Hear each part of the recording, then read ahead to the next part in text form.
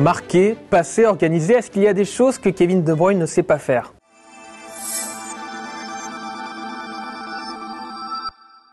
Pièce maîtresse du Manchester City de Pep Guardiola, le Belge s'impose comme l'un, si ce n'est le meilleur milieu de terrain du monde. Sous les ordres du technicien espagnol, le Diable Rouge ne cesse effectivement d'agrandir sa palette déjà bien complète. Car à sa vista et sa vision du jeu hors du commun déjà bien connue, KDB ajoute une efficacité devant le but désormais redoutable. À quelques semaines de la fin de saison, le Citizen est bien parti pour réaliser l'exercice le plus prolifique de sa carrière. Alors marquer beaucoup de buts pour un milieu de terrain c'est bien, en inscrire dans des rendez-vous capitaux c'est encore mieux. Ces derniers mois, le Mancunien s'est illustré entre autres contre Chelsea, Liverpool et Manchester United en Première Ligue. En Ligue des Champions, c'est lui qui qualifie son équipe face à la muraille dressée par l'Atlético de Madrid en quart de finale. Et avec la Belgique, malgré l'échec en Ligue des Nations l'automne dernier, le meneur de jeu s'est mué en passeur décisif sur les 3 buts marqués par sa sélection durant le mini-tournoi. Sans oublier évidemment sa participation active à la nouvelle qualification des Diables Rouges pour le Mondial 2022. Bref, en sélection comme en club, Kevin De Bruyne est indispensable et le fait savoir par ses stats,